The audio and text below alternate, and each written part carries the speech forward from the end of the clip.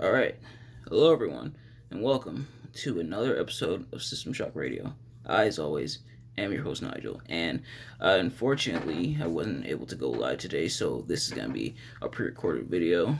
Oh, and it'll be up in just a little bit. So, before we get into it, a couple announcements for starters. Of course, as you know by now, sort of tradition with System Shock Radio, every fifth episode is kind of a special episode, and one of the special episodes that I do is case studies where I study different legal cases, popular ones that I wish to know more about, and I'm sure a lot of you guys want to know more about. So, in the past, we've looked at the one for Michael Jackson.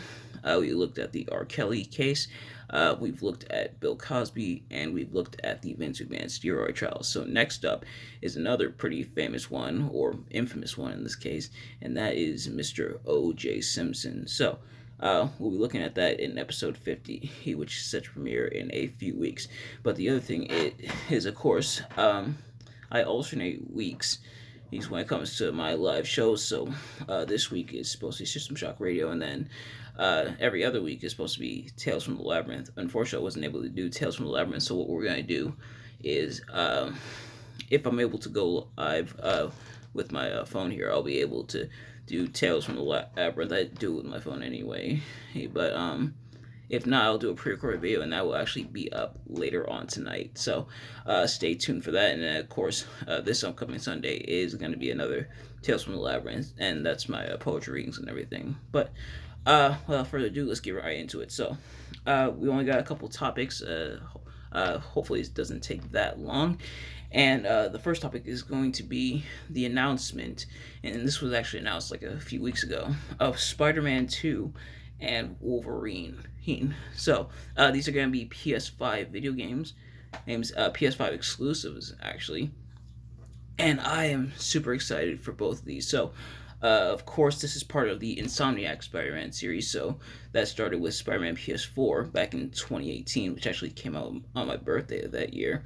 And then we got Miles Morales last year, actually, and it came out for both PS4 and PS5. Haven't gotten to that one yet, actually. It is on my PS4. I just haven't played it yet.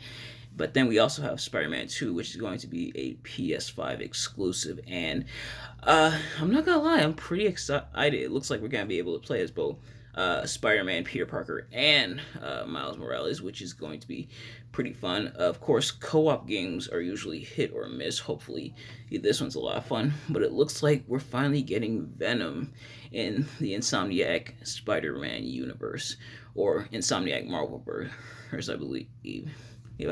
I know they're doing Spider-Man for right now, but I think they are supposed to be doing more Marvel titles. And yeah, so I'm super excited, but also I'm excited for Wolverine as well. So, of course, Wolverine, the X-Man, and Adamantium Claws is very aggressive.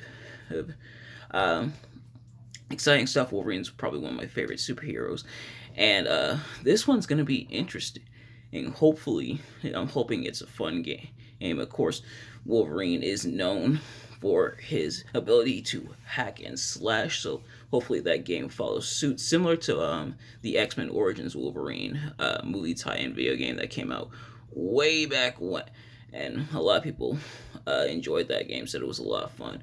Hopefully, it's just like this one. And yeah, so I'm super excited for that. And it feels like it's a great time to be a Marvel fan, especially a Marvel video game fan. We got these games coming out next year.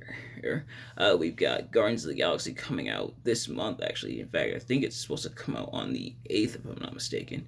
And just an exciting time, so definitely looking forward to those. But next, I want to move on to Peacock versus the WWE Network. So, for those of you who are unaware, this year the WWE Network was shut down. At first, WWE Network was a standalone app that allowed you to access WWE's library, including old pay-per-views, new pay-per-views that they would broadcast, original shows, stuff like that. All that got moved to Peacock, and so far, it hasn't been the greatest. I'm not gonna lie, it hasn't been super spectacular, especially with the events that I've seen, and The thing is, I'm not gonna sit here and sit and pretend that the WWE Network was perfect, that was flawless, because that's not the case. In fact, when WWE Network first came out, there was a lot of bugs with it as well. But completely dropping streams, different commentaries for different nationalities overlapping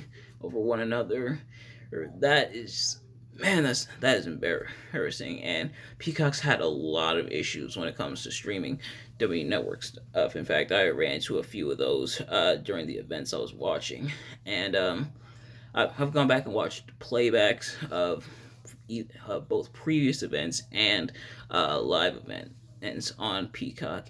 And I gotta say, I do kind of prefer, and I feel like this is something that a lot of people have been saying, I do prefer the older WWE Network format, mainly because, for starters, it's kind of hard to find stuff sometimes. Back on the WWE Network, they had bookmarks of where certain matches took place. So, for example, with Takeover 36, back on the old WWE Network format, and there would be a bookmark showing Walter versus Ilya Dragunov, or Adam Cole versus Kyle O'Reilly, or Samoa Joe versus Karrion Kross.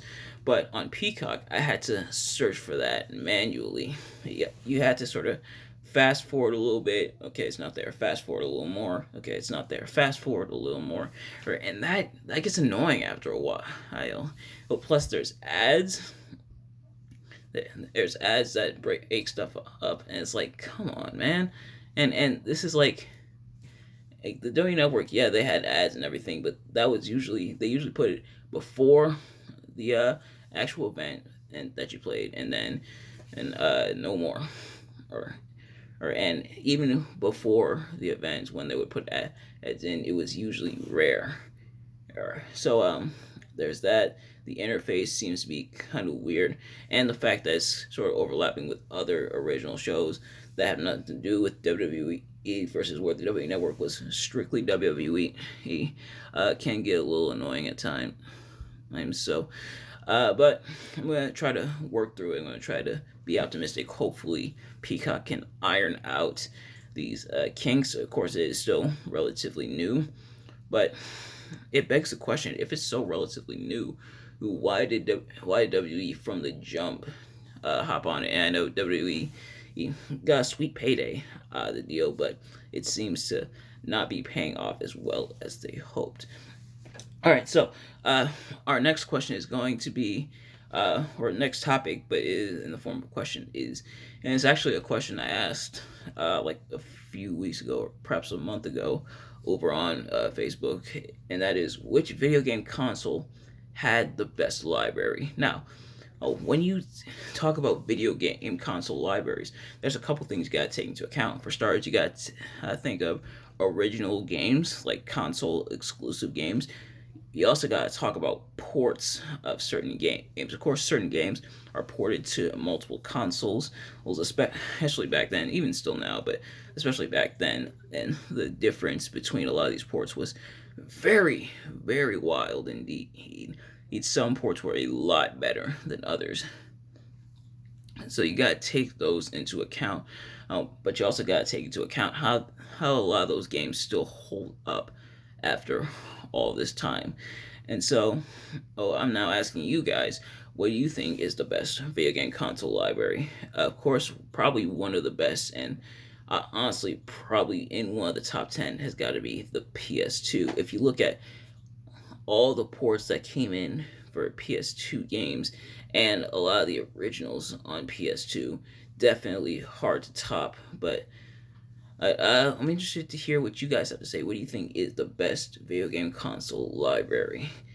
Next up, I want to talk about, speaking of video games, let's talk Overwatch. Now, Overwatch is a FPS online game, and it's probably one of my favorites. It's a lot of fun to play. And the thing about Overwatch is not like Call of Duty. It is FPS like Call of Duty, but it's with fantasy characters. And, well, Call of Duty has fantasy characters, but Overwatch is not supposed to be based in reality, sort of like Call of Duty is. Overwatch is fantasy characters, and they're essentially superheroes and or super villains. But the thing is, what's so weird about Overwatch is that there's no story mode, and the backstory behind Overwatch warrants a story mode, but there is none. How there was this organization called Overwatch, and it was supposed to be like a superhero team, so it was like the Justice League or the Avengers, and it was shut down. There's a mystery why it's shut down, but there's no story mode showing that. And instead, it's just the FPS elements, which is pretty weird, especially when you consider games like Call of Duty, where yeah, the FPS is important, and a lot of people play it for that. But it also has a story mode. Each Call of Duty game has a story mode, and a lot of them are actually pretty decent. So it's weird that Overwatch, a game that I and many others feel would benefit more from a story mode, doesn't have it. But there is supposed to be an Overwatch 2 coming out. Hopefully, that game does have a story mode. But finally, I want to talk about self image. Now, the definition that I found for self image is the idea one has of one's abilities, appearance, and personality. And basically, what that means is how you perceive yourself. And I feel like in life, how you perceive yourself is important. How do you view yourself?